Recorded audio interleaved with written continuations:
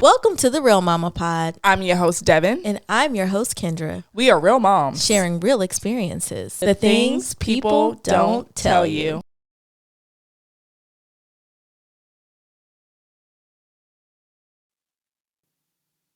Hey, mama, hey. Hey, how are you, friend? I'm good. How are you?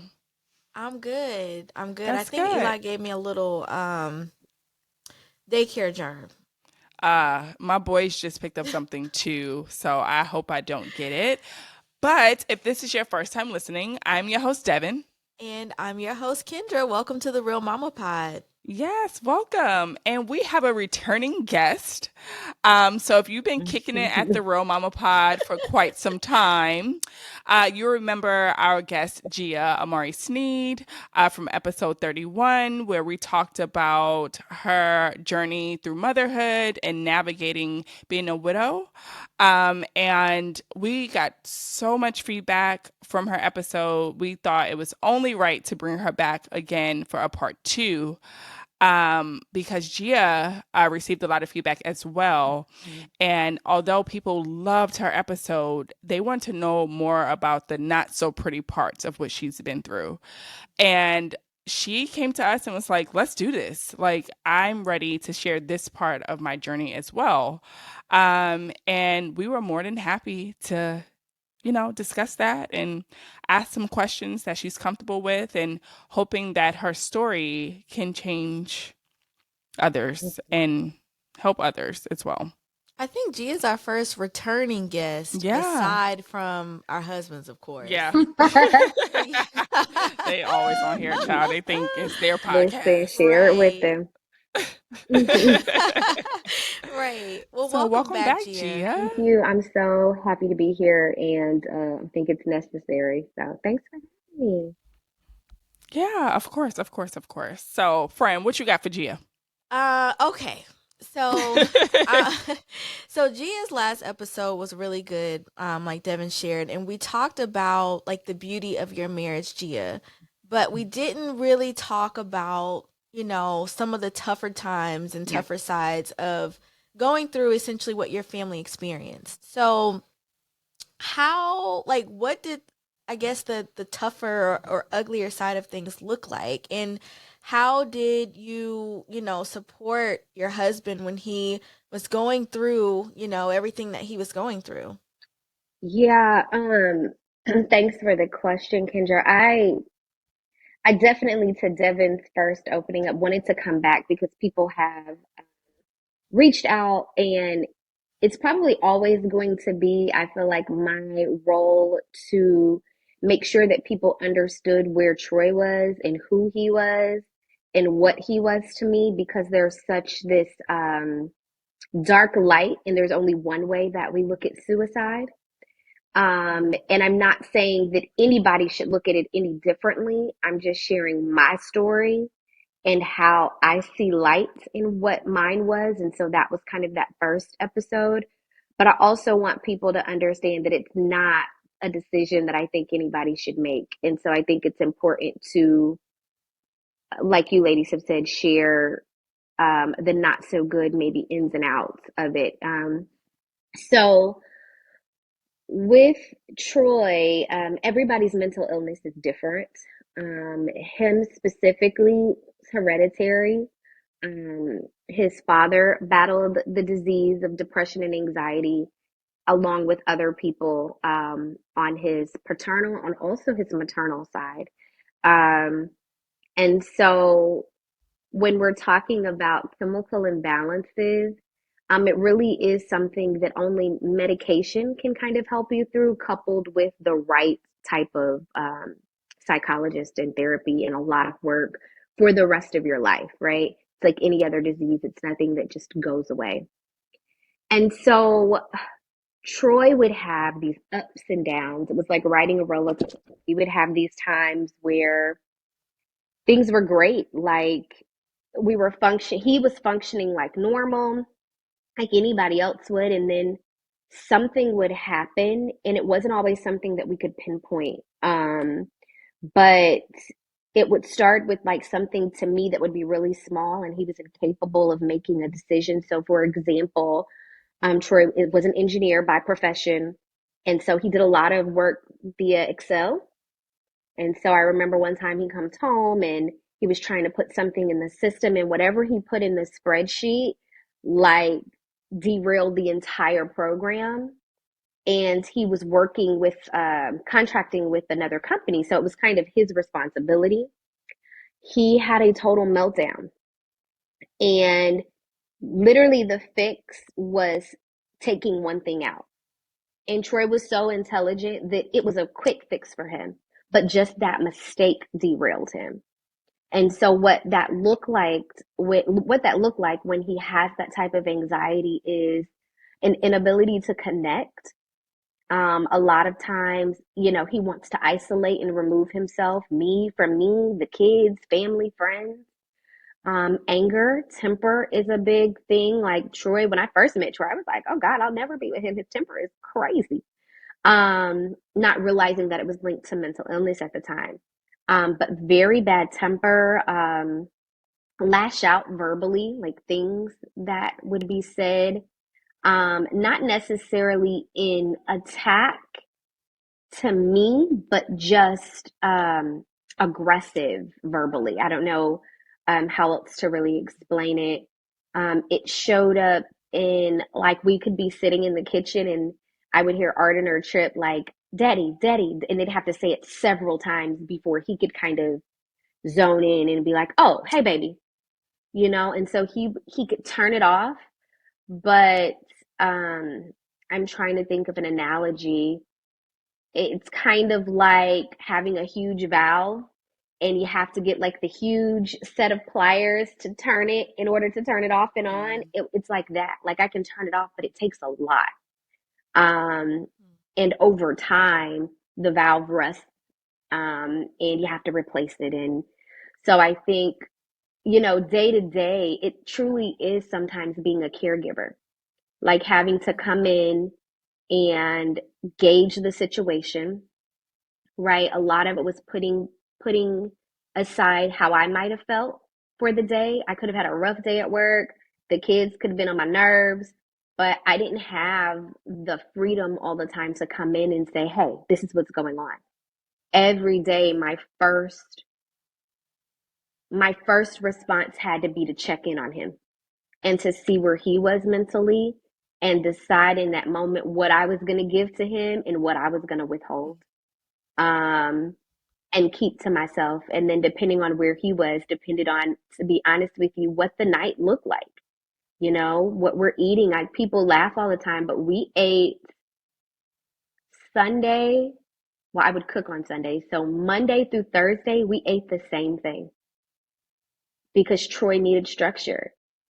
So Sunday nights, he was like, you cook on Sundays. Monday through Thursday, we eat that same meal. And then Saturdays and Sundays is when we eat out. And Saturdays and Sundays was typically the same thing. It was Chipotle, Chick-fil-A, hot wings. Like, he needed that because he also had OCD, a very mild case, but he had that as well. And that comes from people that battle anxiety need to feel a sense of control. They have to have things in order to reduce the angst, right, from the day-to-day things. And so it's a really loaded question, Kendra. There's a lot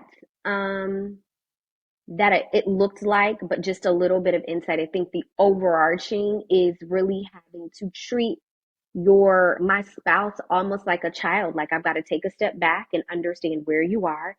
And as they call gentle parenting, I've got to gentle wife, right? And I've got Mm. to understand before I go into, oh my God. So I held in a lot. There was a lot that I was unable to share and unable to get soothing of, um, because I needed to take care of him. Wow. Yeah. Wow, you said a lot there. You Yeah, said a lot. So, with that, did you ever feel any guilt because he was battling depression? Did you feel like you had to go in hiding, not be on social media as much, or not live your life to the fullest because your husband was struggling with depression and needed so much consistency? absolutely, 1,000%. Um, One of my close friends, and if she watches this, she'll be like, "Oh, she's talking about me." One of my close friends, shared with me shortly after Troy's passing. She was like, I'm just happy that you get to get back to your regular self. And Yes. someone else probably would have been like, well, that was inappropriate. Like, why would she say that? But she knows me, and I've always been an open book. I've always been Hmm. someone that shares a lot about my life because transparency to me is important to get through day to day. Like, I'm not someone that Right. covets or keeps in what's going on. Good, bad, ugly doesn't matter. Um, but I needed to respect the fact that Troy was battling something that he didn't want people to know about. And Troy was such a strong force and a strong person. In even though weak in a way, very strong minded, very strong very opinionated. And so I thought at the time the right thing to do was to honor that as a wife. He wants me to keep this quiet, so I'm going to. And if y'all know, Troy was not on Instagram, Twitter.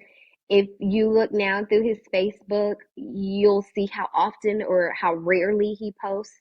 It would be a child's birthday, my birthday. I don't even think he posts for his own birthday, or like something random about voting, but he was never on social media, because he was afraid of it coming out. He didn't want people to know that it was something that he battled. And I think that's part of the illness is that people that have it are unwilling to talk about it. And there is a certain amount of healing in that, right? It's people knowing that this is something you battle so you can call your friend and say, hey, I'm not going to be able to make that because I'm having a panic attack. He couldn't do that. And so I always had to shelter and I'd be like, oh, we can't go. And I would have to make up an excuse. Or if people invited us places, I just wouldn't even bring it to Troy as an invite. So there were Mm. so many things I wanted to do, so many things I wanted to be a part of, so many trips I wanted to take. And I couldn't. I couldn't. It was, to Wow. me, it literally, for me, it was life and death. Or we're going to go on this trip and he's going to spaz out, right? And what that looks like is we'll be out on this trip and he'll be in the room the whole time. Or, for people that have maybe been out with us, before, we kind of had to seclude ourselves in some ways, or you'll see moments where we go missing, because I'm having to deal with his anxiety. And so sometimes it's better to just stay in our little bubble versus expose the world to this and cause, like a rash, like the disease is already there and now I'm having an outbreak because I'm in a social setting. Um, and so just, yeah, there's a lot that I was unable to do, a lot of me that I had to tuck away. But also I was happy to do it. Mhm. Um, but yeah. Families, are y'all looking for some fun to get into this summer? If so, we have the perfect trip for you. Yes, KT Travel and More is back with another great trip. Yes. Yes. July 13th through July 16th, you and your family can pack up and go where, friend? To Punta Cana. Yes. Hey. So hit up Stephanie for all the details, but this trip is very affordable and it fits a family of four. Absolutely. And guess what? You will be in Punta Cana for 4 days and 3 nights under the sunny weather, the breeze, the ocean, all the fun. So make sure you check out KT Travel and More for more details. Sign up today before it's too late. So, knowing you and knowing that you're so social, how did Mhm. that impact you? Um, I think my friends that are my friends are always that, and that's not going to change. And Troy Hmm. had these key friends of mine that he was like, okay, I like those. We can be around them. I'm comfortable with them. Hmm. But as you said, Devin, my circle is huge because I've got close Hmm. friends and then I got a bunch of friends and then I got a whole lot of people that I call friends that probably very loosely use the word. Hmm. Um, and so I think even now I'm trying to reform friendships and reform relationships because they went absent. They were missing. I wasn't giving into anybody. People were unable to sew into me because I just wasn't. It was me and my husband and my kids. And at the time, to be honest with you, I didn't feel like I was missing anything. It wasn't like I was living this life where I was like, oh my God, I just wish, because I did have those core friends that if I wanted or needed to, Troy didn't have an issue with it. But I think right now it's just trying to rebuild some friendships. It's trying to figure out where I fit Mm, because going from a wife to a single mom and all of my friends are married now, like I was, or in these serious relationships, and now I'm the single one. It's the most uncomfortable space ever. I think I probably cry twice a week because I think there are things that I normally would be invited to that I'm not anymore. And that's a mhm. big thing for me because I'm very social. Sorry, y'all. No, it's You don't have okay. to It's okay. apologize. Um, Don't apologize. it's just different. It's just totally Hmm. different.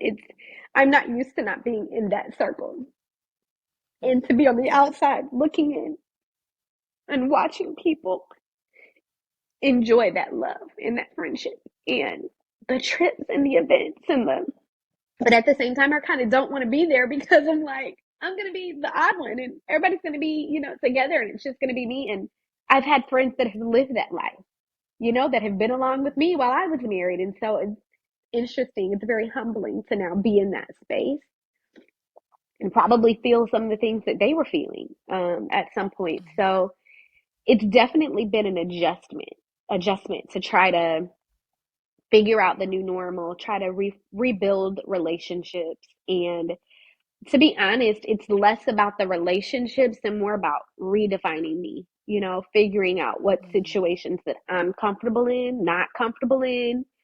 And I've always been a relationship person. So I think just me in general, it's just uncomfortable for me to be solo. So it's just weird. It's just a really weird space. It's fair. Yeah. Um, so Gia, when we think about, because I know Troy kept, a lot of this within you all's family. Yeah.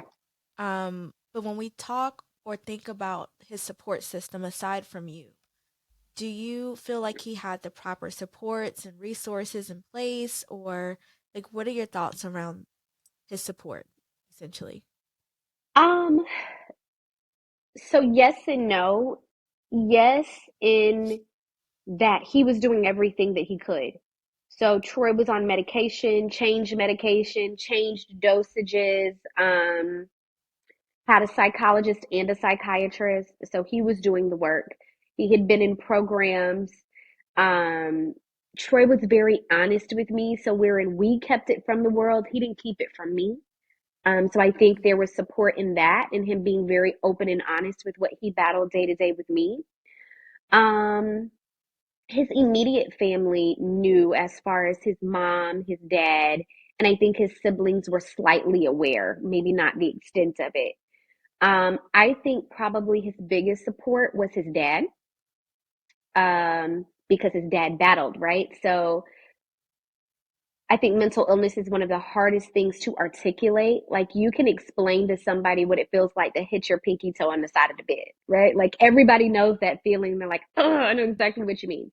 But you can't really explain anxiety to a lot of people. You can't explain the fact that I have everything that I want, but I feel so low. Like everybody's not going to get that. Um, Doctors don't even get it. Let's be clear. We don't even have a machine that you can put someone that's battling mental illness in and say, oh, the imbalance is here. They need a little bit of it. Like there's nothing. So his dad was a huge support for him because they could talk on terms. I think that they both understood. And his dad could help kind of balance him out and say, okay, I know you feel this way, but it gets better tomorrow. Or I was there last week, but here I am now. Um, And so when he lost that, I really think that that was a huge um, proponent of his death. But that would be the yes. His mom was aware as well, and I think she played a huge role in supporting him and getting him through.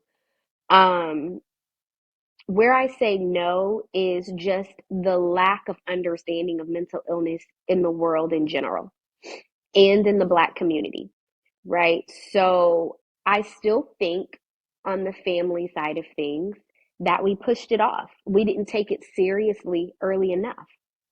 I remember having a conversation with one of his family members years ago, and I was like, hey, Troy's talking about a life insurance policy, and we were fairly young. We hadn't had Trip yet, and I was like, and he was in a dark place. He was having one of his low episodes, and it was really concerning to me.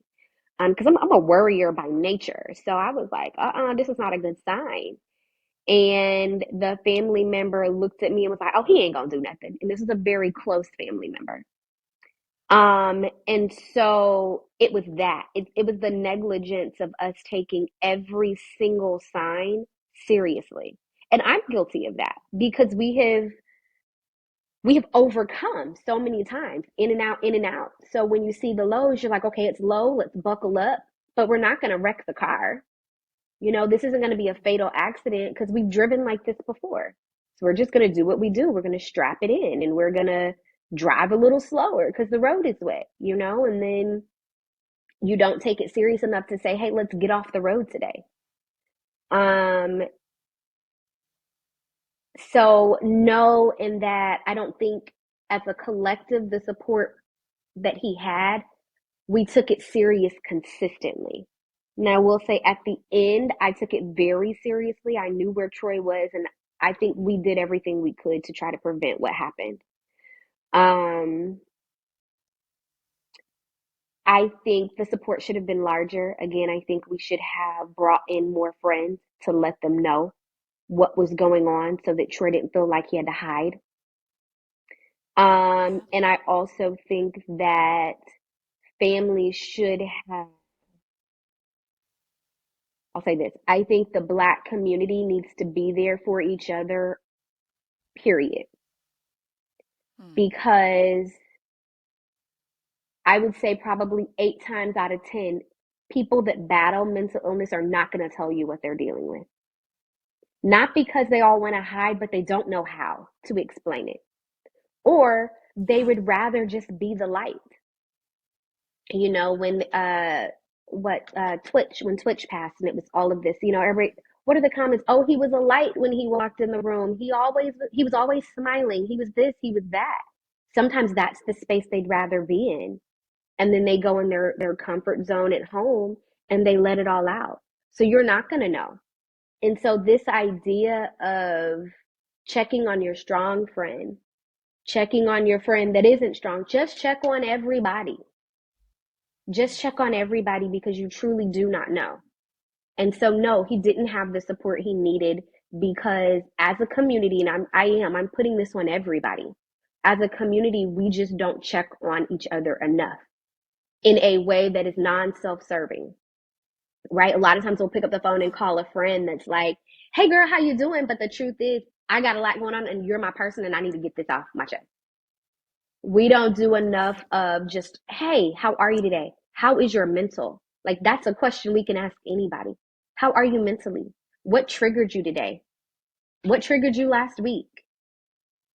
Right? What are the things that you wish you could do that you feel like you can't? And what's getting in the way?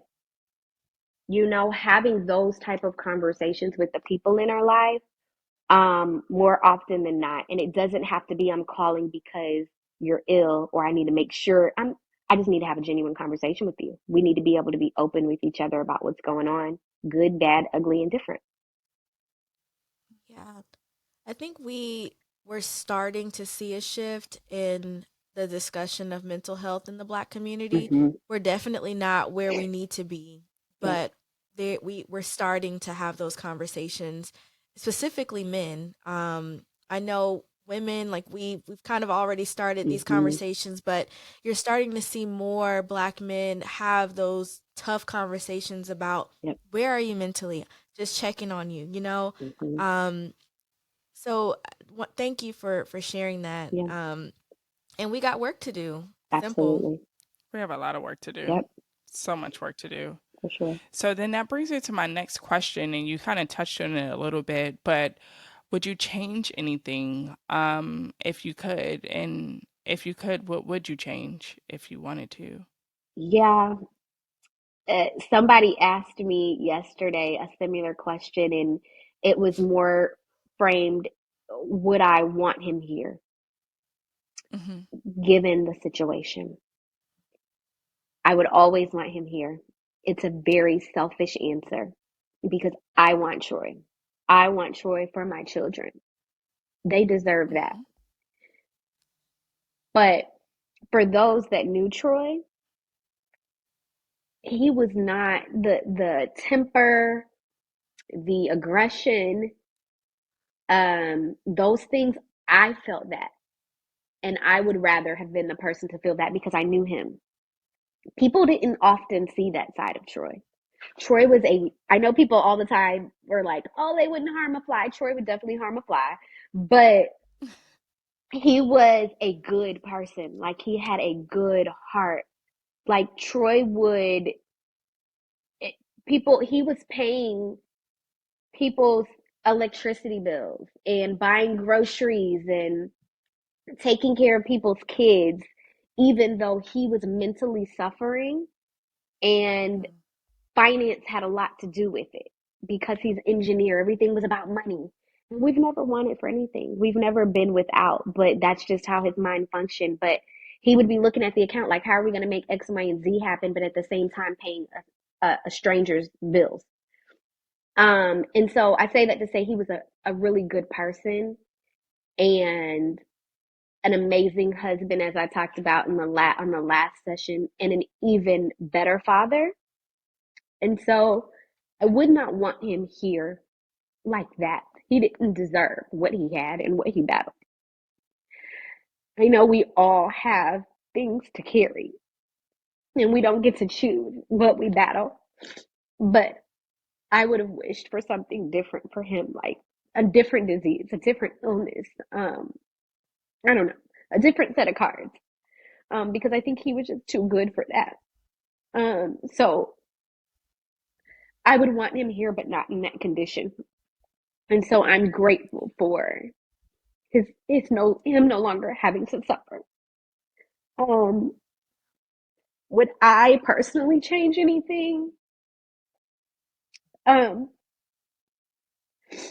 so I had the opportunity, and I think it was all by God's plan, that the day before Troy passed away,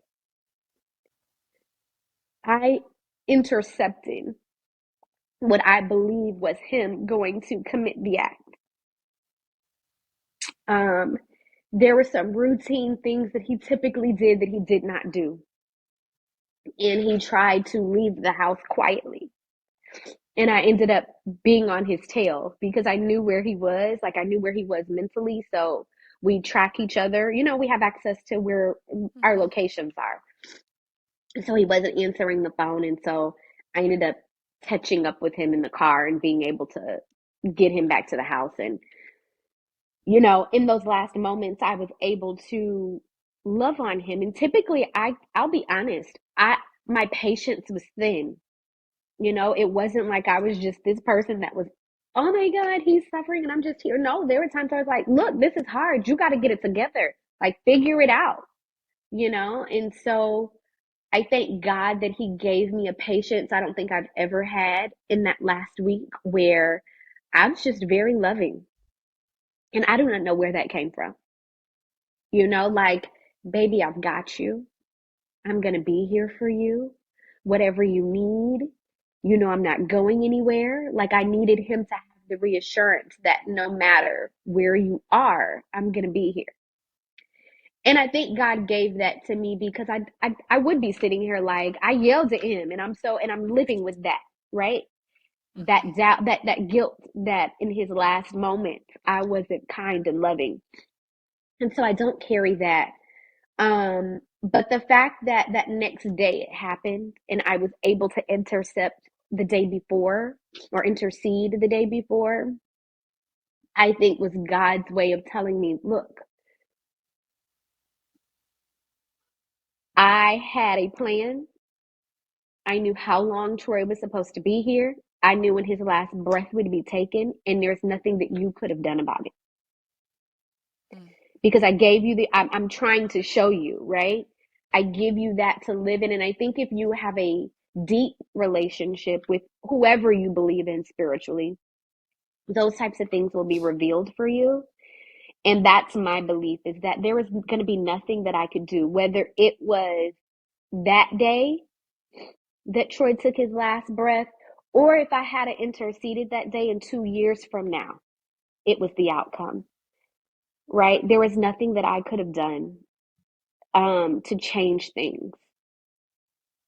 The only thing that I would have done differently throughout my relationship with Troy was to be more honest with people around us about what he battled. That's it. I think I would have shared more with them because I hate to see their grief.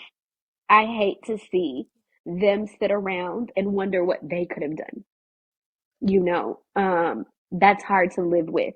And I think had they had known more, they would be better or further along in their healing for sure. Mhm. So that's probably the only thing I would change. Yeah. Did That's he so share with selfless. any friends at all, or was it literally just kept between, of course, you and him and his parents and close siblings and close family?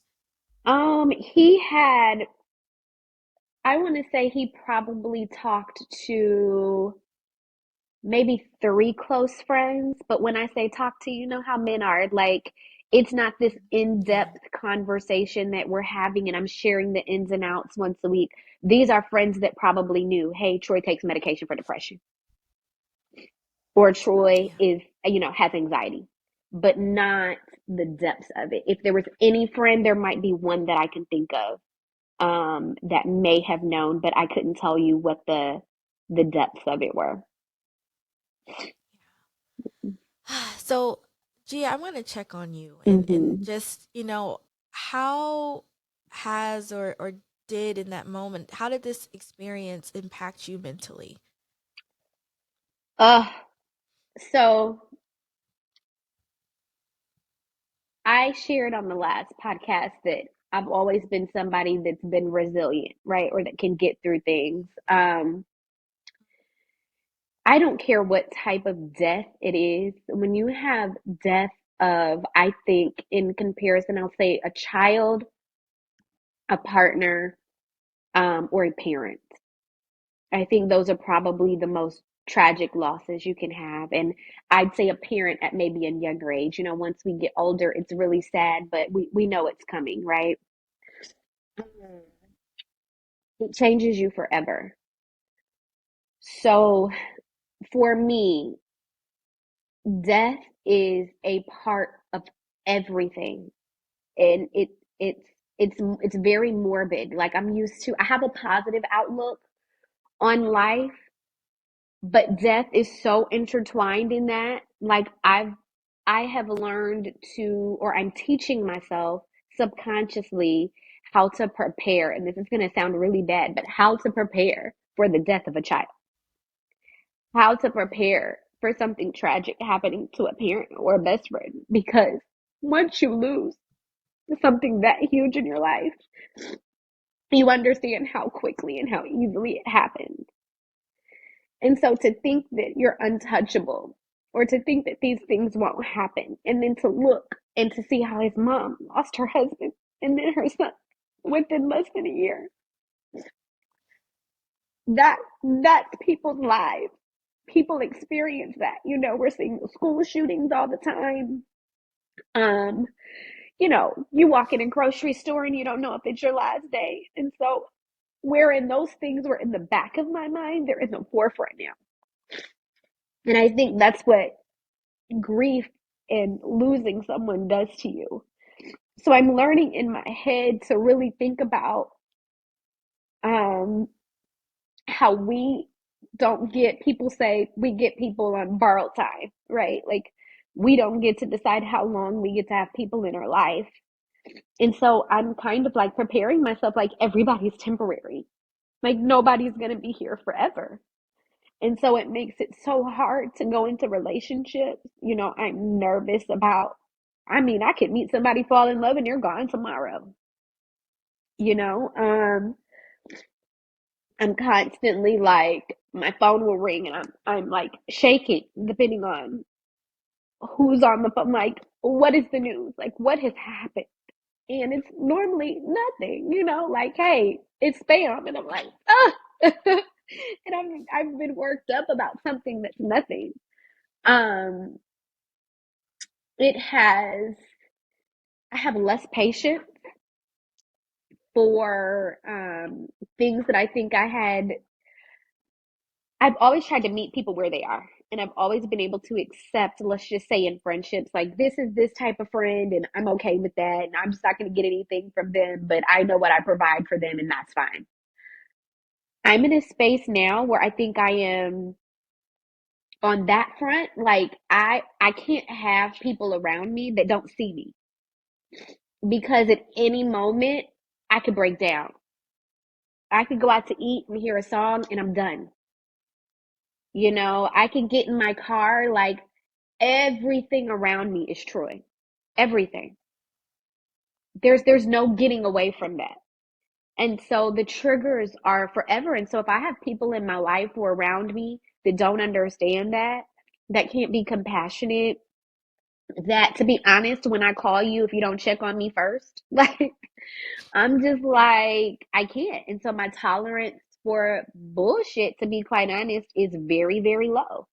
And I think death changes that. Like there's no time for, I think there's a healthy balance of being able to have fakeness in your life. I don't care what you say, everybody has to be fake at some point. And you got to be around it because everybody puts on a face either to get through and survive, to get to the next level, whatever it is. And so I think there's a healthy acceptance of that. I don't have any of that anymore. Hmm.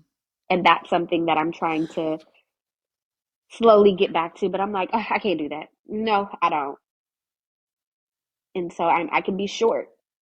And so there's a lot, but I would say maybe those are two of the biggest things that I'm noticing in myself about how it's changed me. I also have gained weight because Look good, girl. I look for Hey, you comfort don't look like no. in a lot of things.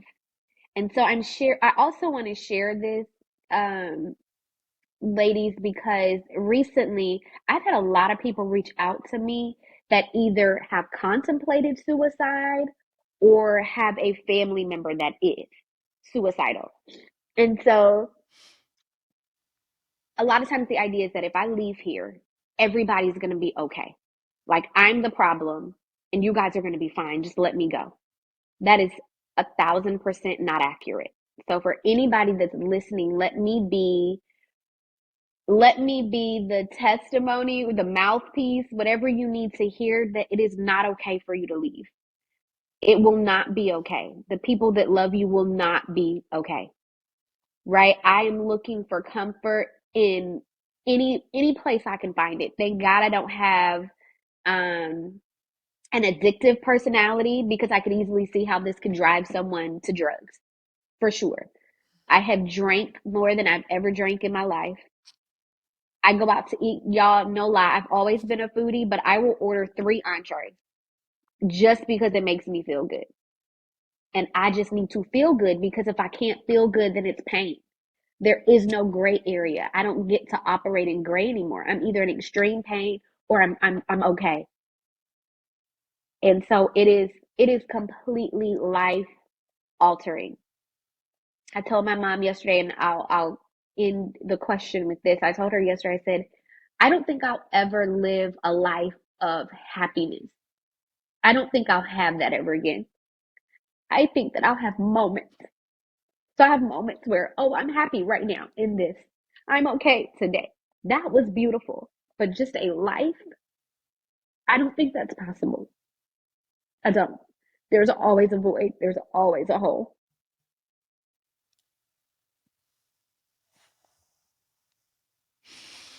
We love you, Gia. Wow. I love y'all. Love you too.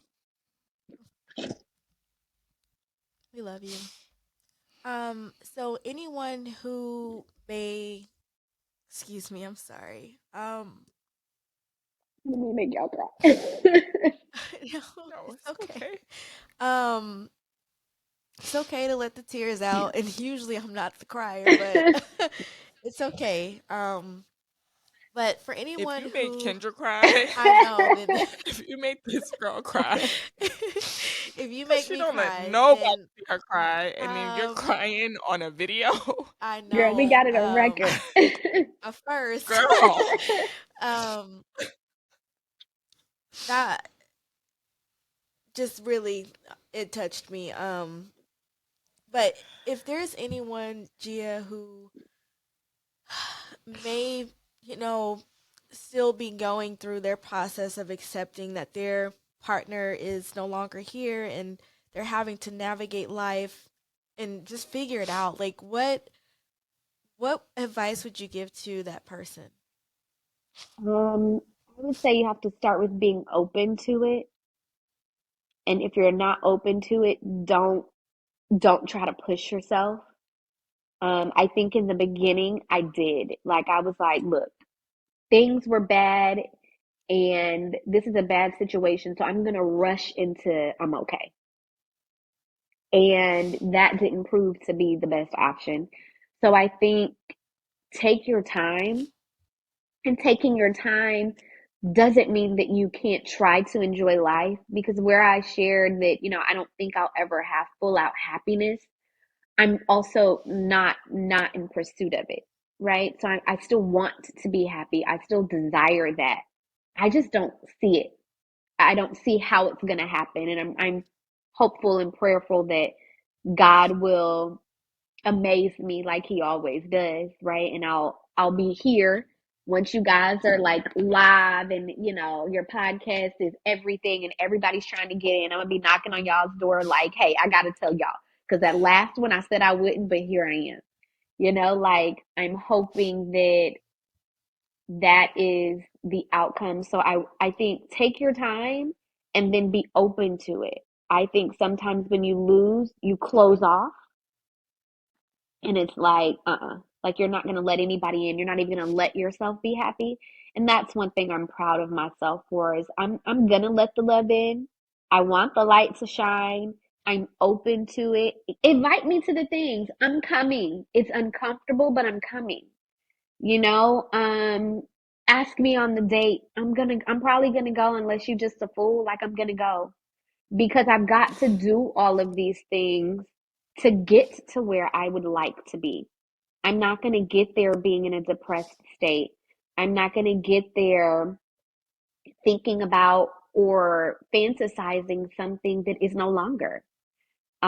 And so I think once she or he can get there, then you owe it to yourself to gradually start opening the door for those things or those people or those circumstances to enter your life, so that you can get to that next chapter.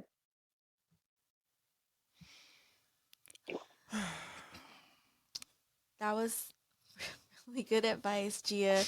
I'm still trying to gather myself from the Y'all, last I'm a mess. I'm a mess question. over here. I'm sorry, friend. You're definitely It's trying okay. to hang Kendra, in you there for gotta me. hold it together for Devin. What's happening? I Right. know. Usually I'm the one that's like I can just hold it together. Like I Hmm. might have a tear that's just sitting here ready to drop, but I won't let it because I just somebody got to hold it together. But I couldn't. And I'm okay with that. Um but Gia, you know that we love you. We admire you and who you are. Um as a mother, as a wife, as a person, and we got you, girl.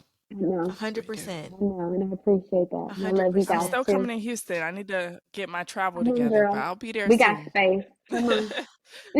I know. We got space. Oh, wow. Thank you. Thank you for this. I knew I was going to cry. I didn't know when it was going to Mm-hmm. come, but you did amazing. Thank you. And I'm sure people can find value in your truth. Mm-hmm. I know it's not easy for you to sit here and share the not so pretty Yeah. parts. It takes a lot of bravery. Thank you. So for you to do Yes. that in the hopes that it can at least just touch one person, it's just outstanding to me. Mm-hmm. Mm-hmm.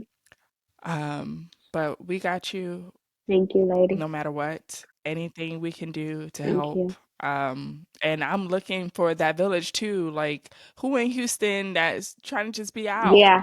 and hang out and do things, Hmm. I'm find some people to connect you with. That is my little Yeah. niche.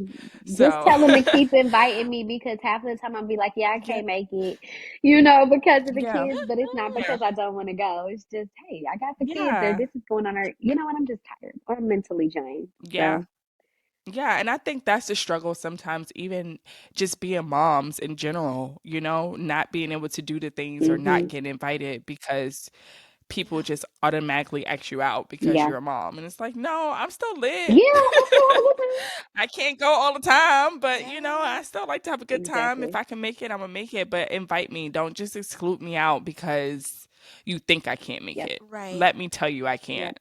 Let me Right. look at my Yep. schedule. Let me look at my calendar, see if I can pencil you Yep. in. Or let me decide So, how I'm grieving. Like people think they get it. mm-hmm. Oh, Yeah. That part. she's in a dark place or she's dealing with a lot.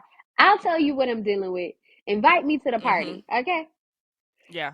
So Yep. I've just started throwing my own Gia, I'll parties be there now. next month. Will you? I will. I'll be there for my other best friend is pregnant, so I'll be there for her baby shower. So I will hit you up. Do hit me up. Girl, come have a glass of Okay. wine. Okay. Or we can go out and order three Uh, entrees, however you want to do this. Look, now, Gia, listen, I'm the person. the last time I visit Gia, we was definitely in them Houston streets. So you better be pack your sneakers, Girl was okay? on the way, one way on the Oh, highway, and I was like, Houston. hold on, I got a text message.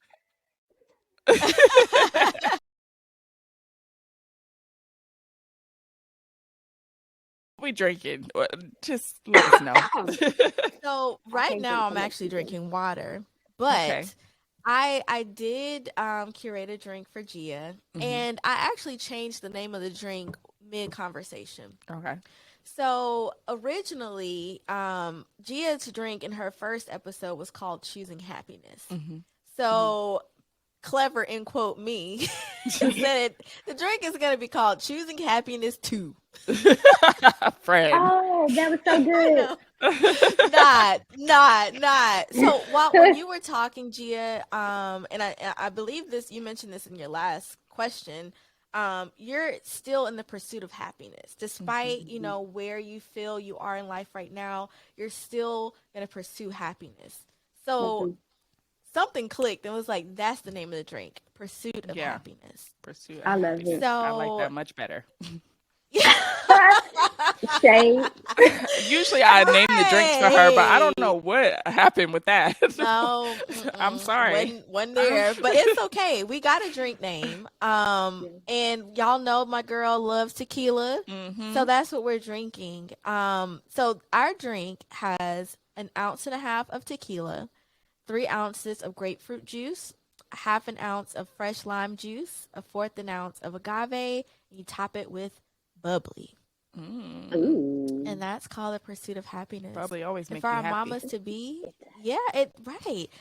Y'all know I love a good brunch vibe drink, and that's just what I Girl. get. I can see that on a menu at brunch. Yeah. Hmm. But if you are a mama to be or you simply don't like alcohol, that's totally fine. We have a mocktail version for you. It has 3 ounces of grapefruit juice, a half an ounce of fresh lime juice, a fourth of an ounce of agave, and you top it with club soda. And I forgot to say the mint garnish. I'm talking about Okay. garnish. We Mint need the garnish. garnish. We Garnish. need Yeah. that. Yes, I love me a mint garnish. You sure Hmm do. I do. And that's the pursuit of happiness, y'all. Inspired by Gia. Yeah. Yes, I love that. I love I'm gonna that. make that Now, Friday next Friday. I'm having a okay. Cinco party, so I'm gonna make that. Ooh, can't wait to see Ooh, that pictures. is Yes. perfect. Yeah. Yes. That's perfect. Okay, we'll We'll make sure send we you the get the recipe. ingredients. Yeah. Yes. Please. So it's time for Mama's Corner. If this is your first time listening, Mama's Corner is our opportunity to connect further with our guests and our listeners. So typically, our listeners will write in, ask us a question, send us a hat, give us a drink idea. It's just an opportunity for us to connect. Sometimes we are reflective in Mama's Corner, and so I felt like it was more appropriate to be reflective than to ask a question from Mama's Corner.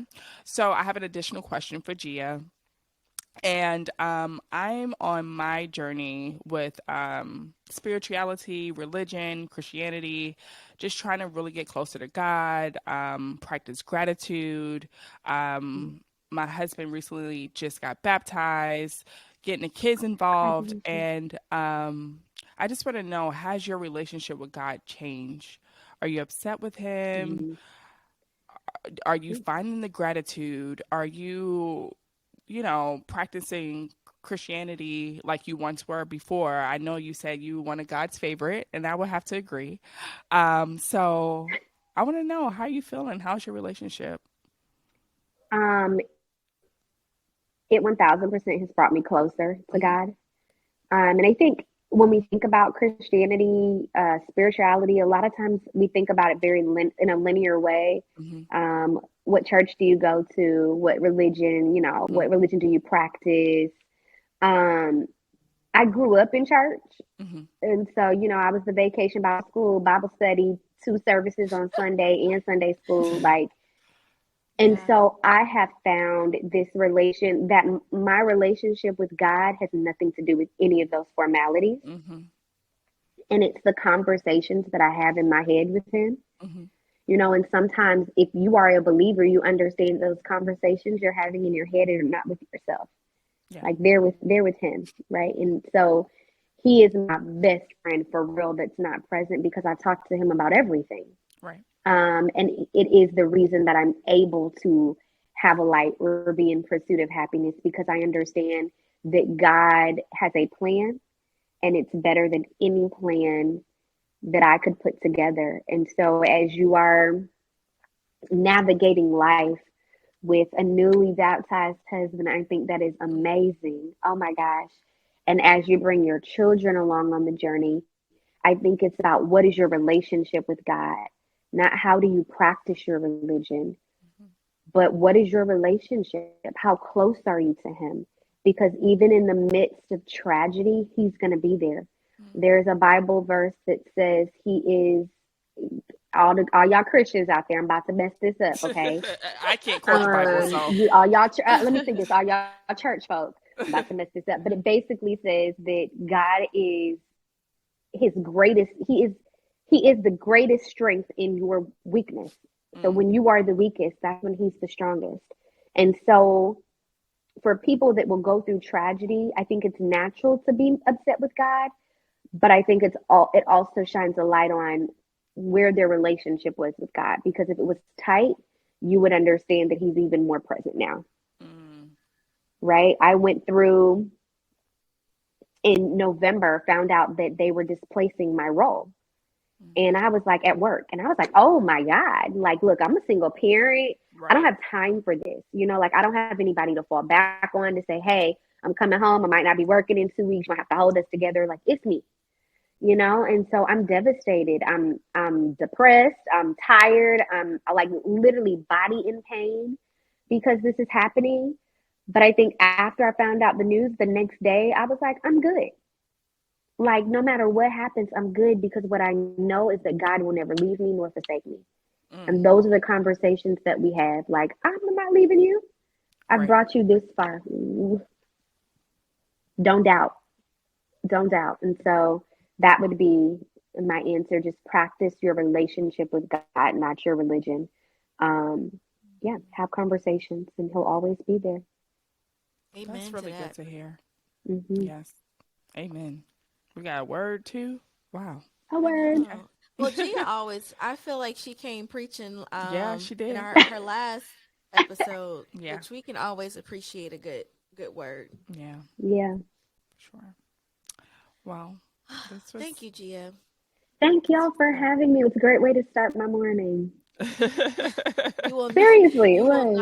not this isn't your last Yeah, appearance you'll be back. or I'm coming back yeah. with a man, y'all. Yeah, Okay. we're gonna talk Oh, about this speaking of happiness that's which, on the way. I'm okay. speaking that into So existence. the last episode we talked about a date. Before we end this, okay, we're gonna end Oh on a light note. Okay, yes. we talked about a date, and Oh, you going to another city and going to like a cool restaurant and all this stuff, mm-hmm, and it mm-hmm. happened. So It did. What's we tea? need Yeah. some details. Listen, I've never been one of those that you gotta manifest it, but I do Hmm. believe in what the word says, which is you speak things into existence. Hmm. So I haven't gotten my trip out of town randomly. So Okay. hello, somebody. Okay.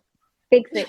Listen, sir, if you're still But around, I you did need get to my listen to dining this. in the dark. I did Yes. got my, and that was such a cool experience. I think it happened shortly thereafter, the podcast. So I have very special people and a special person around me. Hmm. Um, but baby steps, I'm Yeah. not ready for commitment to one Hmm. person.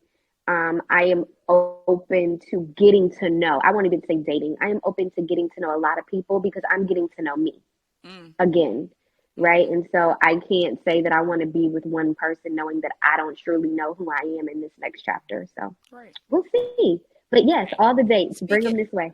Okay, all right. We gonna That's a speak it. good way to, end on a light note. And so I'm Yes. happy you're dating and the young fella came through with the date. So Dying in the dark, Yes. you said, right? dining Yes, in the dining in the dark. dark. It was good. Yeah, I I heard saw that that was on Gia's fun. stories and I was like, wait a minute. You definitely messaged me and was like, so it happened. I was like, yes, girl. Yes, girl. Let me Yeah, see. I'm I need somebody to bring me about 2 mil. All right, there we okay. go. I'll let y'all No, know. I'll that's let y'all know. it. Ah, Oh, this is great, Gia. We love you so much. I love yes, y'all thank you too. so Thank you for having much. me again. Yes. Of course, of Of course. course. All right. Guess what? We We got found a the secret. secret. We found the secret. If Yeah. you are a mama or a woman in general and you are struggling with your libido, we have found the trick.